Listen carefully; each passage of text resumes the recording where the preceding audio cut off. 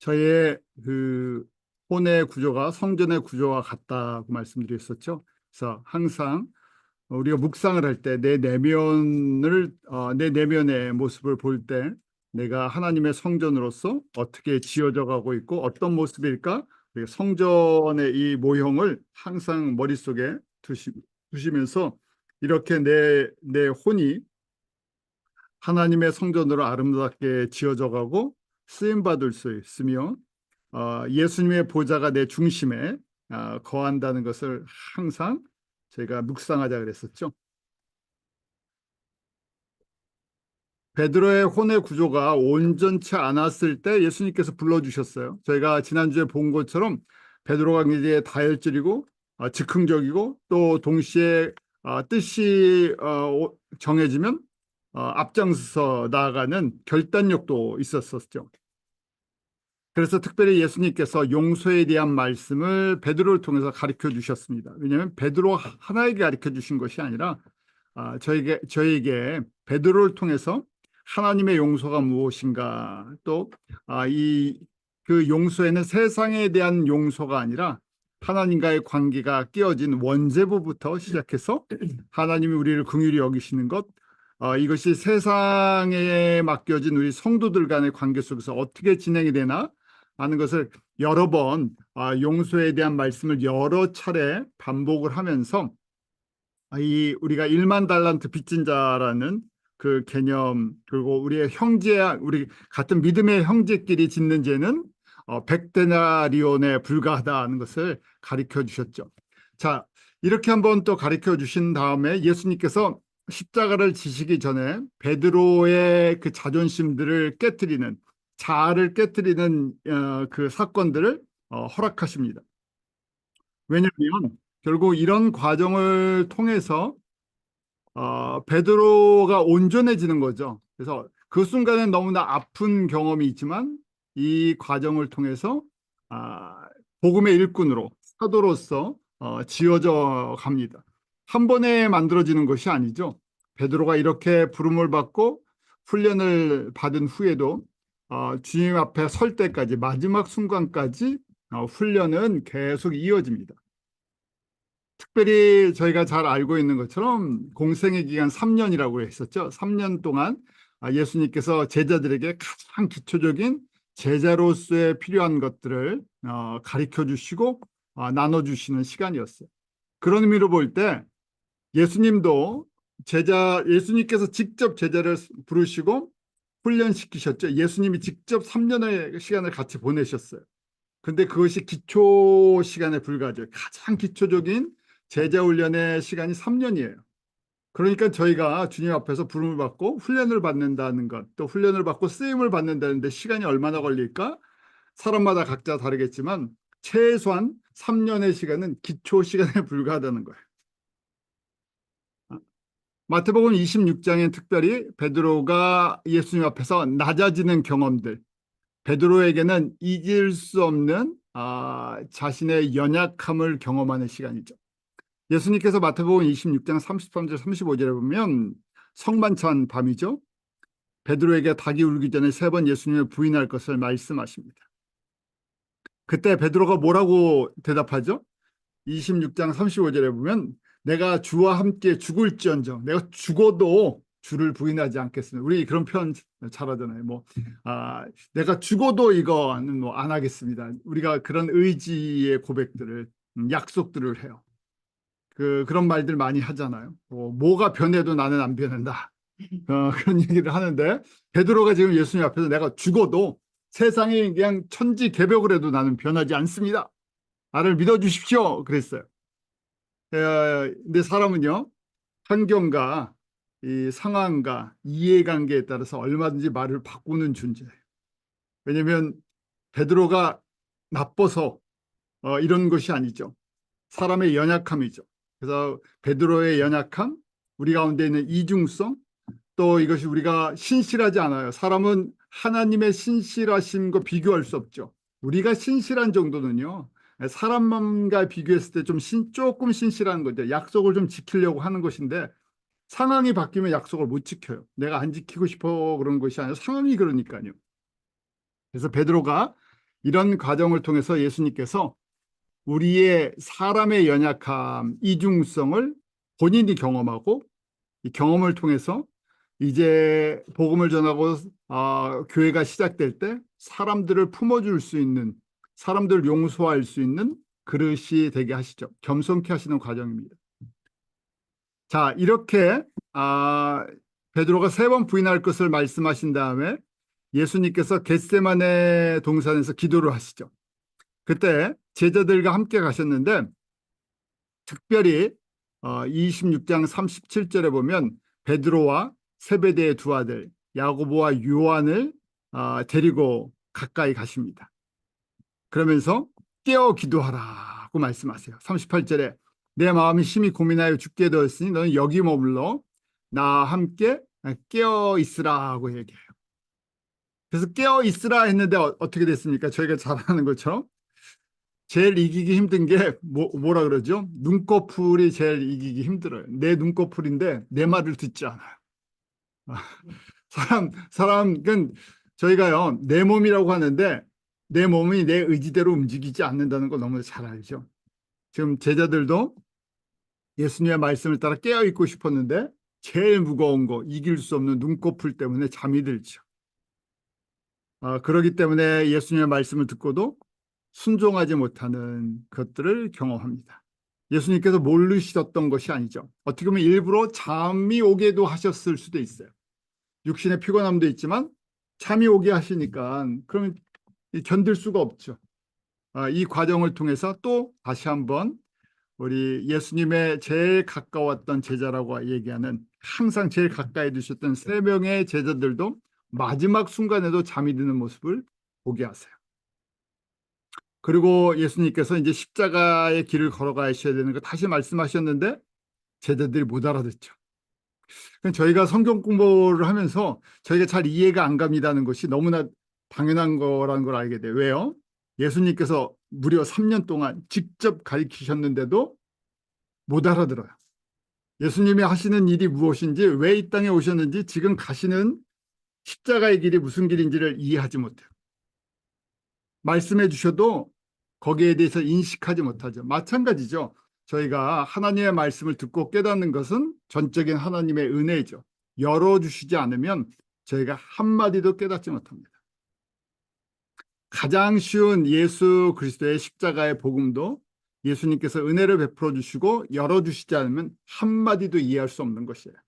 그래서 저희가 에베소서 2장 8절 9절처럼 은혜를 인하여 믿음으로 말미암아라는 고백을 하죠. 예수 그리스도를 믿음으로 하나님의 아들인 것을 고백하는 것은 우리의 열심이나 노력이나 지혜나 우리의 어떤 노력이 아니라는 것을 주님이 말씀을 해주세요. 마찬가지로 그렇기 때문에 저희가 같이 지금 공부를 하는 것도 주님께서 베풀어 주신 특별한 은혜예요. 왜냐하면 저희에게 기대하시는 것이 있다는 것이죠. 제자들에게 3년 동안 훈련을 시키고 준비하시는 과정들이 있었어요. 아직까지 제자들은 그것을 깨닫지 못하고 있지만 예수님께서는 그것을 창세전에 준비하시고 때가 돼서 불러서 지금 3년 동안 특수 훈련을 시키셨는데 이게 기초 훈련에 불과했어요. 그리고 이제 십자가에 죽으시고 부활하신 다음에 이 부분을 깨닫게 해주시죠. 가룟 유다와 군병들이 예수님을 잡으러 옵니다. 지금 여러분들이 다 아시는 말씀인데 베드로라는 사람의 베드로 중심으로 한번 말씀을 보는 거예요. 베드로가 어떤 과정을 통해서 사도가 되어갔나. 베드로의 그 혼의 구조가 이런 성품의 이런 캐릭터의 사람이 어떻게 예수 그리스도의 그 복음의 사도로 일꾼으로 그렇게 성숙되어 가고 그릇으로 만들어져 가는 과정인가 하는 것을 저희가 보는 겁니다. 베드로가 이때 가룟 유다와 군병들이 잡으러 올 때 칼을 들고 우리가 잘 아는 대제사장의 종의 말구에 길을 치죠. 아마 베드로가 그랬을 거예요. 이 기회에 내가 좀 크레딧을 회복해야 되겠다. 베드로의 성격이 그러잖아요. 중요한 순간에 내가 나서서 잃어버렸던 크레딧을 회복하고 내가 예수님의 오른팔 수제자인 것을 한번 나타내 줘야 되겠다. 그래서 앞장서서 대제사장의 종의 길을 쳤겠죠. 근데 예수님께서 칼을 도로 칼집에 꽂으라. 그러면서 내가 칼로 이 세상을 정복하러 온 것이 아니라는 것을 가르쳐 주십니다. 무슨 얘기예요?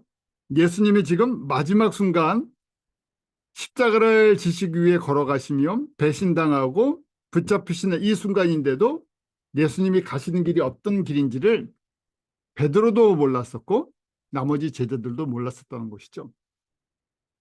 이런 과정이 있어요. 그래서 저희가 어느 정도 믿음이 성장한 다음에 연약한 사람들을 보면서 비판을 할 때가 있어요. 아, 왜 저렇게 믿음이 없지? 왜 이렇게 주일 성도에서 벗어나지 못하지? 하다가 안타까움이 나중에는 약간 비판 의식을 가질 수가 있어요. 왜냐하면 지금 제자들도 베드로도 예수님이 가시는 십자가의 길을 3년 동안 배웠는데도 깨닫지 못합니다.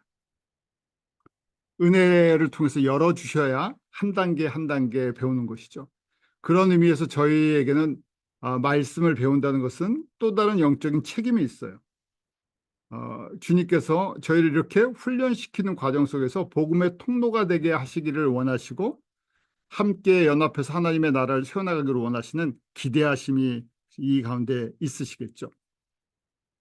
자, 그 다음에 이제 예수님께서 붙잡히셔서 대제사장 가야바의 뜰에 끌려가시죠. 그 과정 속에 나머지 제자들은 자기도 붙잡힐까 봐 다 도망가 버렸어요. 그래도 누구만 남습니까? 베드로는 남았어요. 베드로는 남아서 베드로의 캐릭터예요. 어, 다른 제자들은 두려워서 도망을 가는데 베드로는 그래도 뭡니까? 말한 게 있죠. 내가 죽을지언정 하면서 그래도 이제 의리가 좀 있어요. 이런 쪽으로요. 다른 제자들에 비해서 앞에 나서기도 하고 쉽게 넘어지기도 하지만 또 이런 부분에 또 인간적인 의리가 있어서 쫓아가죠. 그때 여종이 이 베드로에게 질문하죠. 너도 갈릴리 사람 예수 함께 있었도다 하고 이야기를 합니다. 그러니까 70절에 베드로가 모든 사람 앞에서 부인했다고 얘기를 해요. 내가 무슨 말을 하는지 알지 못하겠다 하면서 I don't know 하면서 이렇게 발 빼는 슬쩍 발을 빼죠. 자, 그 두 번째 또 다른 여종이 또 질문을 하죠. 너를 보니까 이 사람은 나사렛 예수 함께 있었다 하고 분명히 또 얘기하니까 두 번째 더 강하게 부인을 하는데 72절에 보면 맹세하고라고 돼 있죠. 거기 보면 deny again with an oath라고 돼 있는데 맹세까지 하면서 부인을 해야죠. 강력하게 부인하는 거죠. 절대 죽을지언정 내가 예수님을 버리지 않겠습니다. 근데 죽을지언정 난 예수님을 부인하고 있죠. 강력하게 부인을 하고 있어요. 세 번째, 그 다음에 또 베드로에게 옆에 있는 사람들이 이야기하죠. 너 액센트가 너 그 갈릴리 출신 예수님과 함께 했던 사람이다 할 때 요번에 74절에 보면 베드로가 이제 저주까지 해요. 그렇죠? 거기 보면 called on curse on이라고 되어 있죠. 저주까지 하면서 맹세를 해요. 이제 강력한 걸 떠나서 저주까지 하면서 여기서 벗어나려고 합니다. 그때 닭이 울었고 75절에 보면 예수의 말씀에 닭 울기 전에 3번 나를 부인하리라 하는 말씀이 생각나서 심히 통곡했다고 되어 있죠. 저희 이런 찬양도 있잖아요. 새벽 닭 울 때 그 하는 그 찬양이 있었는데 닭 울음소리만 나면 베드로가 어떻겠습니까? 이때부터 닭 울음소리만 나면 자기의 연약함을 기억하겠죠. 아무리 높은 자리에, 아무리 인정을 받는 자리에 후에 예루살렘 교회에 목회자가 되고 담임 목사님이 되었다고 해도 닭울음 소리만 나면 무슨 고백을 할 수 있겠어요? 나는 예수님을 부인하는 정도가 아니라 저주까지 했던 그런 연약한 사람이라는 것이 기억나겠죠. 그래서 지금 이 보면 베드로는 쉽게 영향을 받기도 하고 또 쉽게 회개하기도 해요. 좋은 얘기로 얘기하면요. 이 혼의 문이 잘 열리는 사람. 우리 약간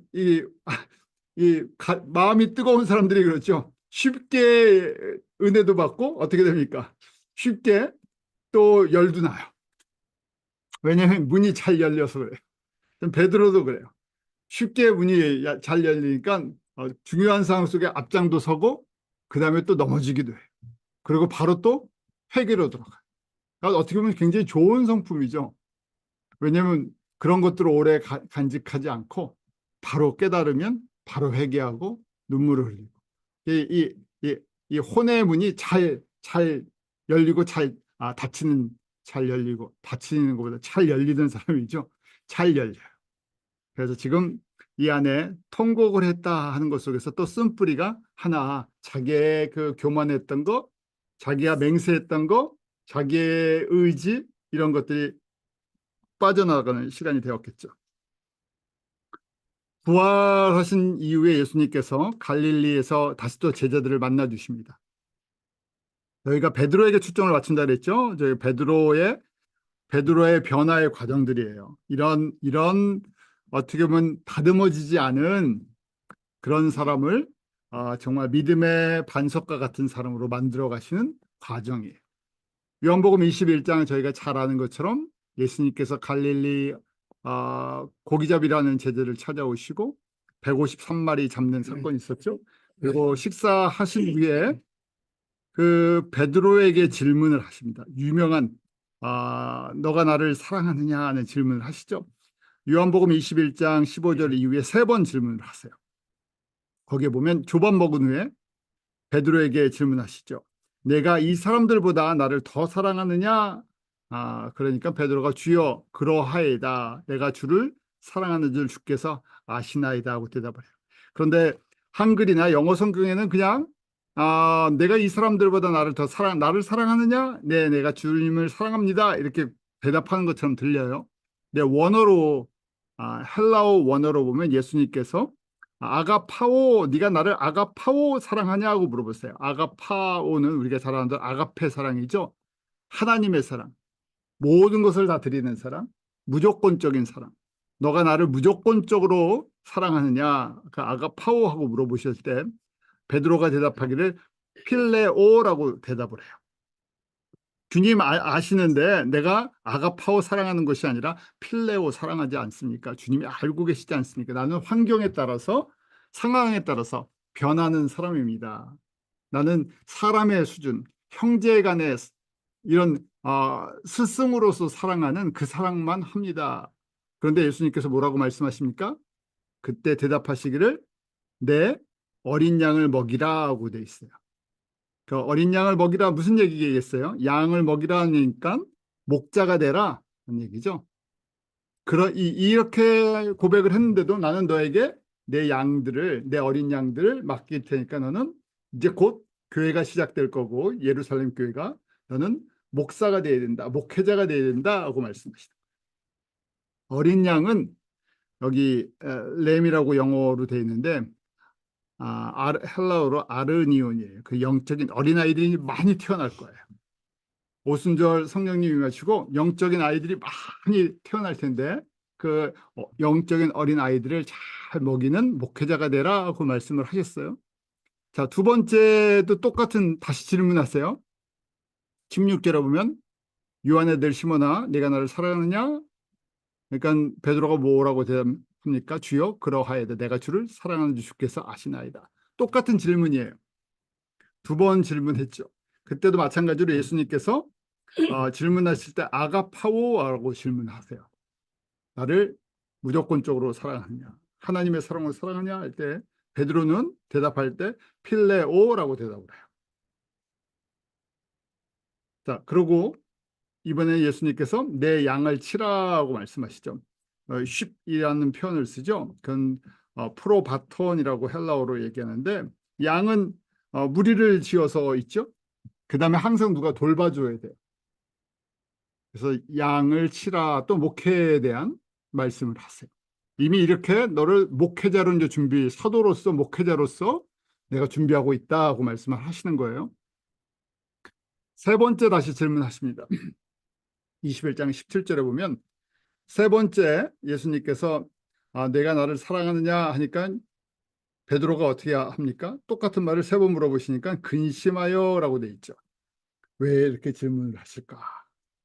똑같은 걸 세 번, 나를 너무 잘 아시는데 근데 이번에는 예수님께서 필레오라고 질문하세요. 아가파오라고 질문하지 않으시고 필레오 질문하세요. 사랑하니? 내가 너가 이렇게 사랑하는 거 안다? 하고 이제 질문을 하시는 거죠. 베드로가 걱정하면서 네, 제가 필레오 사랑합니다 하고 고백하죠. 이제 자랑하지 않고요. 내가 나를 내세우지 않죠. 자신의 한계를 정확하게 고백해요. 나는 여기까지 사랑하는 존재입니다 하고 고백을 하죠. 그러니까 예수님께서 내 양을 먹이라 하면서 또 말씀을 하세요. 무슨 이야기죠? 어떻게 보면 이 세 번의 과정을 통해서 베드로는 자신의 한계를 정확하게 깨닫고 고백을 해요. 더 이상 인간적인 힘을 의지하고 자기 자신을 드러내지 않죠. 자기의 정확한 한계를 알고 있어요. 예수님께서 그럼에도 불구하고 다시 한번 재차 두 번 물어보신 다음에 세 번째 너의 한계가 여기지? 그런데도 똑같은 사명을 주세요. 뭐냐면 완벽해서 사역을 맡기신 것이 아니라는 얘기죠. 거꾸로 누구를 절대적으로 의지해야 한다는 것이에요. 예수님의 은혜와 사랑을 절대적으로 의지해야 한다는 거예요. 왜냐하면 베드로가 할 수 있는 것은 필레오 사랑이에요. 그러면 결국 양을 칠 때 어떻게 되겠습니까? 필레오 사랑하면요, 환경에 따라서 양을 치다가 떠날 수 있어요. 우리가 그냥 일반적으로 얘기는 사꾼이 될 수 있는 거예요. 처음부터 사꾼이 되려고 했던 거 아니잖아요. 근데 한계예요. 사람은 환경이나 이해관계나 나의 어떤 꿈과 야망이나 이런 게 있으면 바뀔 수 있는 존재예요. 베드로는 정확하게 실패를 통해서, 계속된 실패를 통해서 자신의 한계를 예수님께 정확하게 고백하죠. 그럼에도 예수님께서 맡기십니다. 왜요? 베드로를 나중에 아가파오, 이렇게 사랑하는 존재로 주님께서 변화시켜 주실 거기 때문에. 마찬가지죠. 내가 변해야지 해서 내 의지로 아가파오 사랑하는 것은 아니죠. 은혜예요. 저희도 예수님 사랑합니다 할 때 고백할 수 있어요. 근데 그 사랑이 진짜 아가파오라고 고백할 수 있는 것은 전적인 주님의 은혜이죠.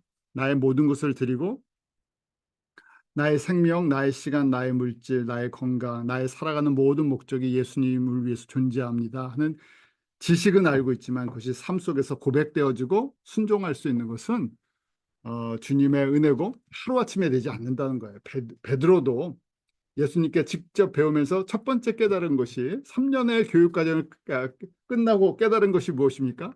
나의 힘으로 되지 않습니다. 그럼에도 불구하고 주님께서 나는 너를 그렇게 쓰겠다고 말씀하시죠.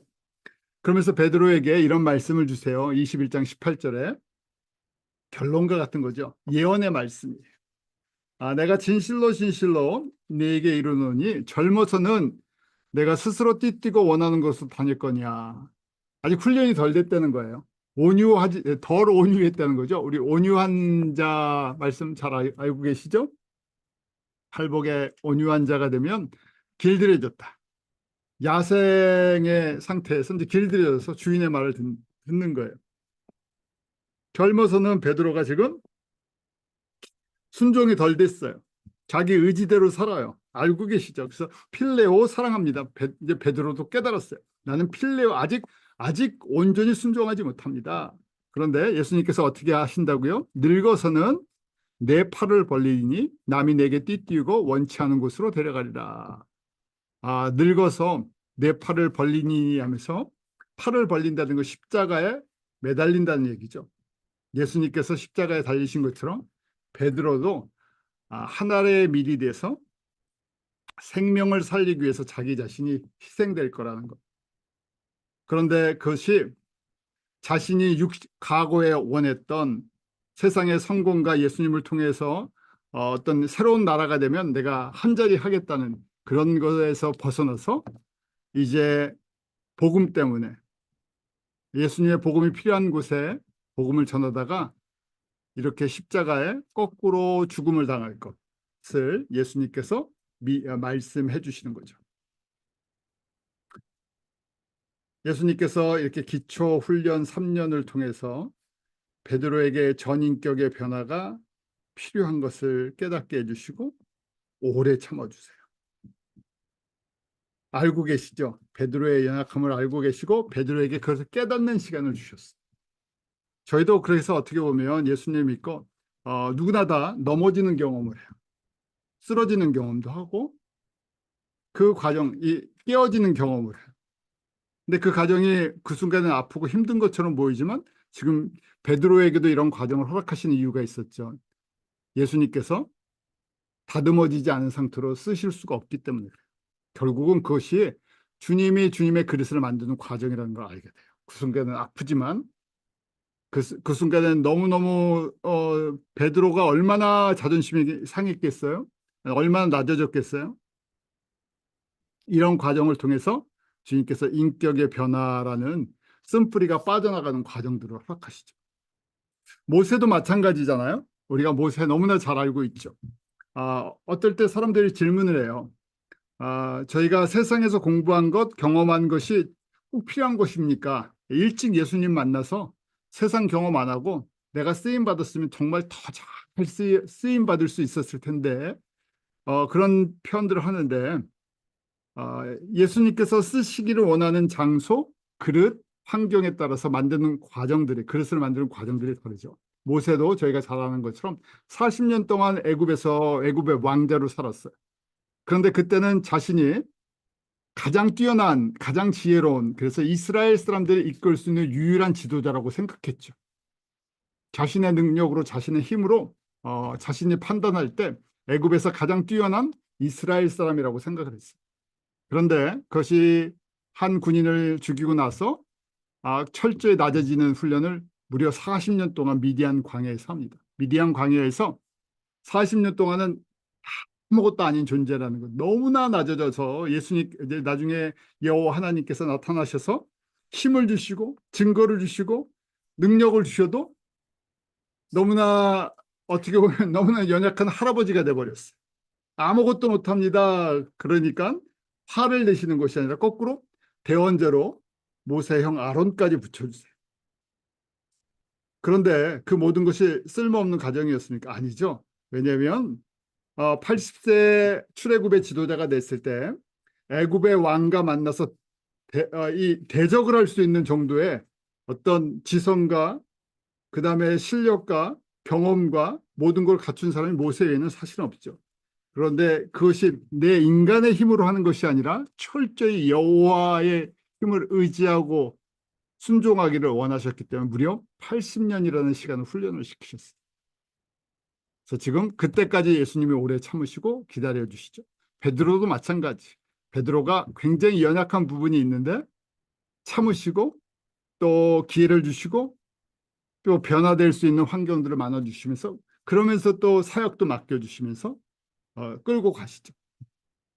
처음에 바울이 이것을 깨닫지 못하였고 부닥쳤었죠.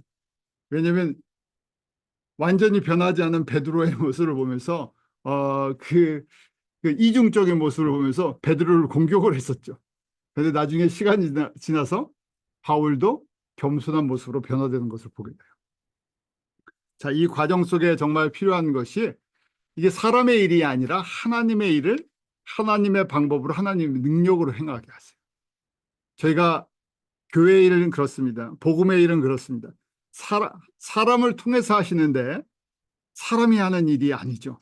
하나님의 일이에요. 하나님이 삼위 하나님이 계획하셨고 주인공이 주체 되시는 분이 삼위 하나님이에요. 그중에 예수님이 그 실행자로 수행자로 움직이시죠. 예수님이 부활하신 다음에 제자들에게 5번 지상 사명, 우리 그레이트 커미션을 5번을 주셨어요. 사도행전 1장 3절에도 지금 부활하시고 이제 승천하시기 전이죠. 40일 동안 뭐 하셨나? 해 받으신 후에 십자가의 죽음을 당하시고 부활하신 다음에 저에게 확실한 부활하신 다음에 많은 증거로 친히 사심을 나타내사 40일 동안 부활하신 증거를 보여주셨죠. 그리고 나서 40일 동안 하신 일이 무엇인가? 하나님의 나라의 일을 말씀하셨다 그래요. 가장 중요한 이제 성령님이 오실 거고 교회가 세워질 텐데 너희들 나를 증거하는 부활의 증인들이 해야 할 일이 무엇인가를 가르쳐 주셨다는 거예요. 하나님의 나라의 일이 무엇인가? 사도행전을 통해서 가르쳐 주시는 거예요. 그러니까 사도행전이 그만큼 중요합니다. 교회의 본질은 무엇인가? 지금 예수님께서 부활하신 다음에 말씀하신 이 지상 사명이에요. 왜냐하면 아직 교회가 시작이 안 됐는데 이제 곧 교회가 시작될 거예요. 성령님이 오시고. 근데 교회를 통해서 하나님의 나라를 완성하시겠다는 거예요. 그 중에서도 이방인의 충만한 숫자를 세우는 일을 신약 교회에게 맡기시겠다는 거예요. 그래서 교회와 지상 사명은 뗄래야 뗄 수 없는 이 땅에 존재하는 목적입니다. 거기서 이제 벗어날 때가 이제 문제가 되어 있죠. 그래서 하나님의 나라의 일을 5번 말씀하셨어요. 그때 부활한 증인, 예수님의 부활을 목격했던 증인들이 최소 600여 명이라고 돼 있죠. 고린도전서 15장 5절부터 8절에 보면 게바부터 시작해서 500여 형제에게 한 번에 보이셨고 그 위에 야고보, 예수님의 형제들 야고보와 그다음 바울에게도 보이셨어요. 600여 형제에게 보여주시고 그다음에 약속한 성령을 기다리게 하셨는데 그중에 120명만 마가의 다락방에 참여를 합니다. 그럼에도 불구하고 다 참여를 하지 않았어요. 그리고 약속하신 성령님을 기다리죠. 왜냐하면 성령님을 보혜사 성령님을 받지 않고는 이 사역을 할 수가 없어요. 똑같은 거죠. 사람이 하는 일이 아니기 때문에 사람을 통해서 하는데 하나님의 일을 하는 거죠. 하나님의 일이 무엇인가? 땅끝까지 예수 그리스도의 제자를 삼는 거죠. 복음을 증거하고 제자를 삼는 거예요. 그런데 이것을 하시는 일이 이걸 도와주시는 분이 있어요. 이걸 진행하시는 분은 예수님, 이것을 가능케 하시는 분이 보혜사 성령님이세요. 사람은 도구예요. 그래서 성령님이 떠나가면 사람은 아무것도 아니에요. 그래서 성령님을 주시기로 약속을 하셨죠. 보혜사 성령님. 보혜사 성령님, 당연히 성령님의 첫 번째 일은 예수 그리스도를 증거하는 영이에요. 그런데 예수님을 증거하는데 누구를 통해서 하세요? 사람을 통해서 하세요. 그래서 사람을 예수님의 성전으로 만들어 주셔야 돼요. 예수님의 온전한 도구로 만들어 주셔야 돼요. 그 과정이 우리가 카디아를 청소한다, 마음을 청소한다, 좀 넓으로 혼을 청소한다, 성전을 청소해야 돼요. 왜요? 사람이기 때문에 과거에 내 마음에 다른 주인들을 섬겼죠. 청소하지 않으면요. 다시 옛 주인으로 돌아가요. 옛 것을 사랑해요. 꼭 광야의 성도들이 조금만 어려움이 있으면 어떻게 됩니까? 옛날이요 하면서 애굽 생활을 그리워하죠. 옛날이요 하면서 애굽에서 먹었던 것, 애굽에서 즐기던 것을 사모하게 돼요. 조금만 어려우면요. 그러니까 이 카디아가 우리의 혼이 정리가 되지 않으면 조금만 어려우면 어떻게 됩니까? 내가 왜 예수님 믿고 무슨 생각해요? 내가 왜 사서 이 고생을 하고 있지? 그냥 적당히 예수님 믿고도 잘 사는 사람들 많은데 왜 예수님 믿고 내가 헌신한다고 시간도 물질도 내 소중한 것도 드리면서 그러면서 왜 내가 이렇게 어렵게 하지 하는 생각을 할 수 있겠어. 왜냐하면 우리 혼이 복잡하기 때문에. 단순하면 그렇게 안 하죠. 그러니까 단순하다는 것이 무엇입니까? 우리 혼에 예수님 사랑으로만 가득 차면요. 그래서 눈을 떠도 예수님 사랑, 눈을 감아도 예수님 사랑. 그렇게 되기를 사모하는 거죠. 그렇게 정리되는 걸 도와주시는 분이 누구세요?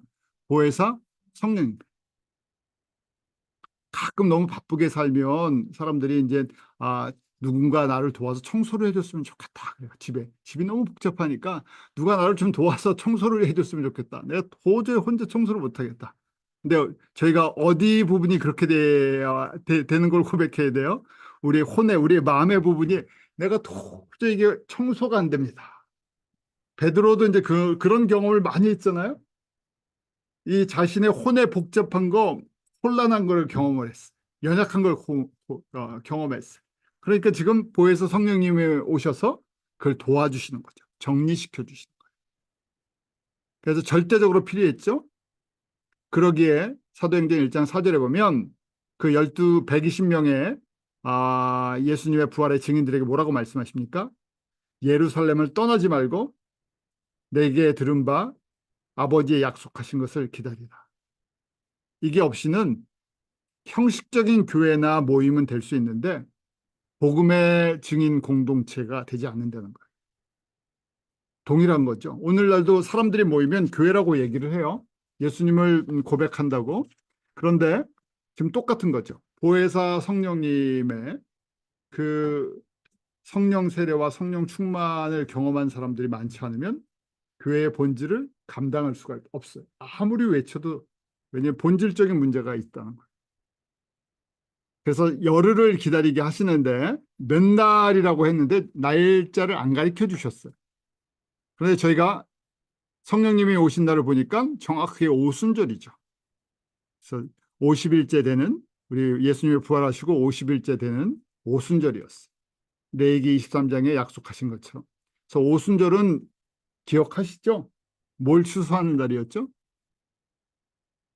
저희는 너무 많이 들어서 기억을 잊어버리실 수도 있고, 파라구에에 계신 목사님들은 처음 들어서 이게 무슨 말인가 처음 들어갖고 제가 절기를 이야기를 하니까, 저희는 그래도 욤키퍼, 이제 로시아시나 다가오잖아요. 욤키퍼 너무나 쉽게 들었던 건데 그분들은 진짜 처음 들으니까, 달력을 설명해 드리니까, 달력 세 가지 달력, 밀력, 성력, 우리 현대력 하니까 이게 막 머리가 막 꼬이시는 것 같고, 절기 말씀해 드리니까 뭐 혼돈스러우신데, 저희는 너무 잘 알고 계시죠? 초실절에는 원래 농사절기예요. 초실절에는 뭘 추수했죠? 보리를 추수하고, 오순절에는 밀을 추수해요.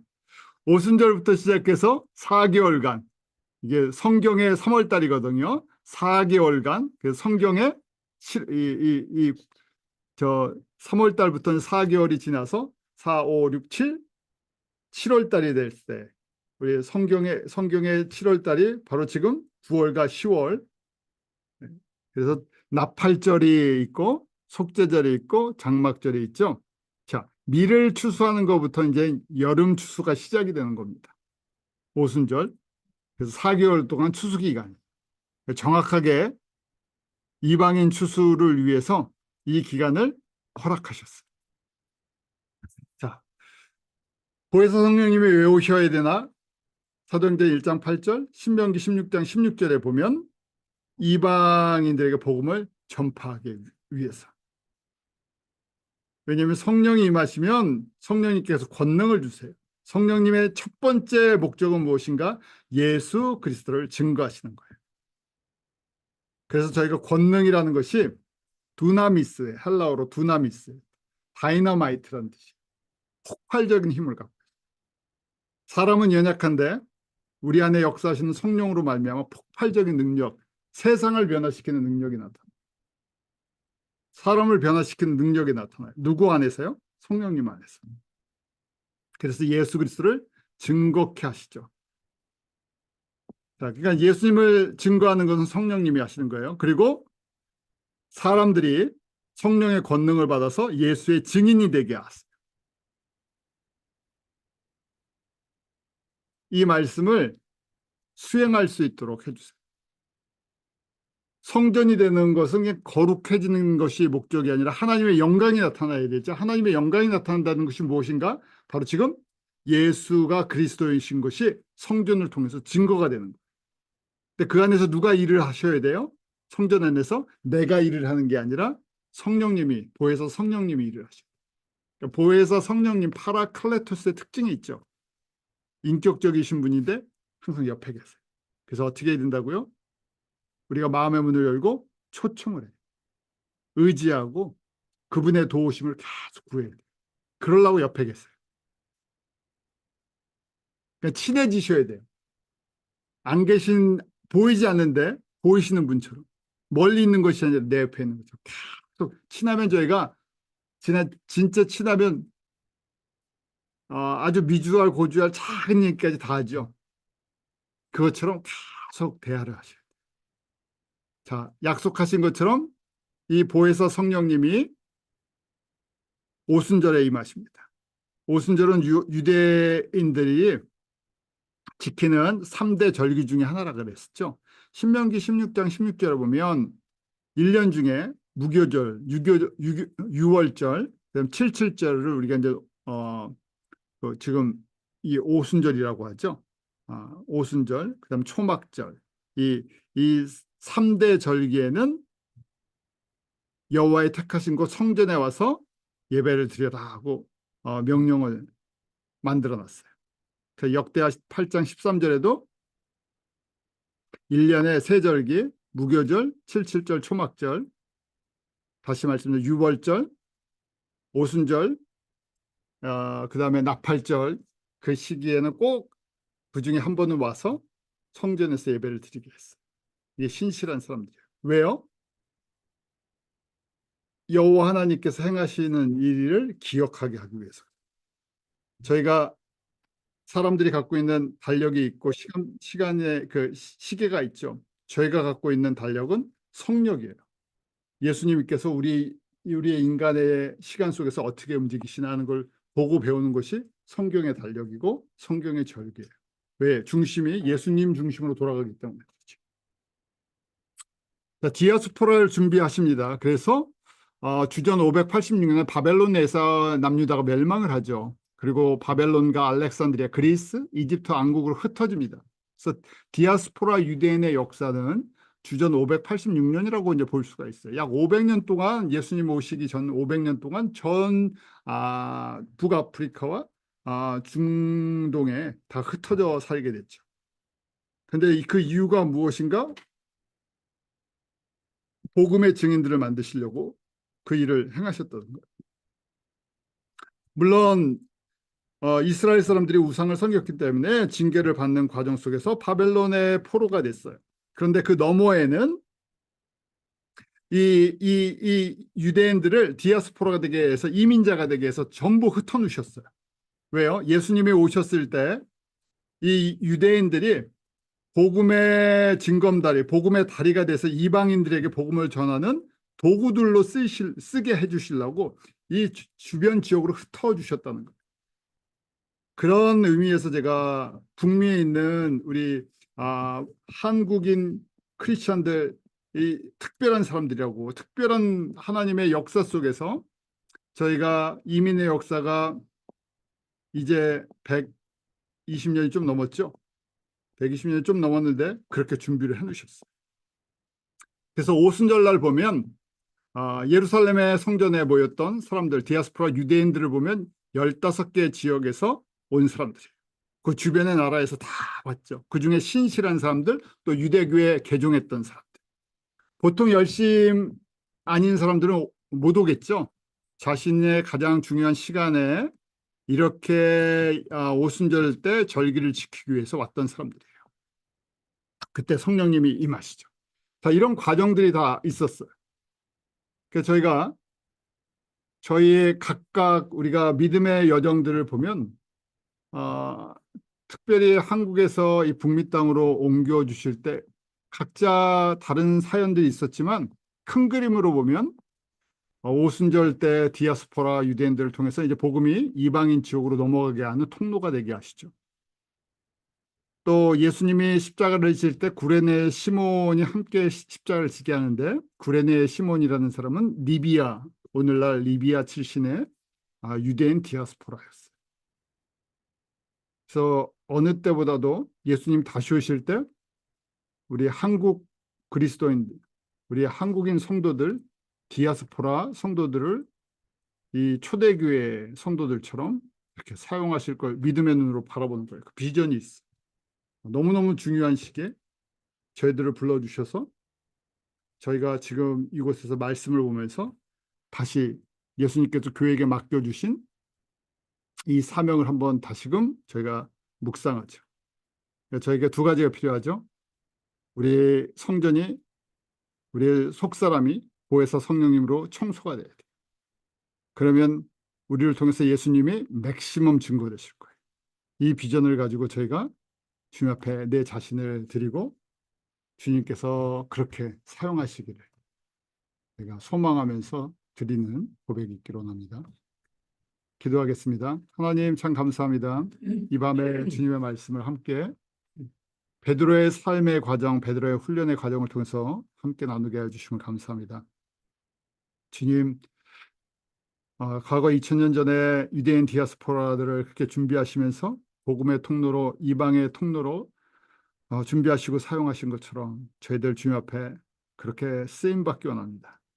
주님께서 예수 그리스도의 복음을 듣게 하시고 하나님의 자녀 삼아주시고 특별히 저희를 북미 땅에 옮겨주셔서 여러 가지 훈련을 받게 하시고 이제 주님 오실 때가 가까운 이 시대에 저희들 깨어있게 하시며 우리의 삶이 주님 앞에 거룩한 성전으로 지어져 가게 하시고 저희들을 통해서 오직 성령님 맥시멈 예수님이 증거될 수 있는 통로로 쓰임받는 복을 누리게 하여 주시옵소서. 우리의 모든 것, 우리의 인격, 우리의 삶의 모든 것을 십자가 앞에 내려놓습니다. 주님 장중에 붙잡아 주시고 날마다 성령님과 교통하면서 성령의 새롭게 하심으로 말미암아 주님께서 마음껏 쓰실 수 있는 도구 되게 하여 주시옵소서. 감사하며 예수님 이름으로 기도하옵나이다. 아멘.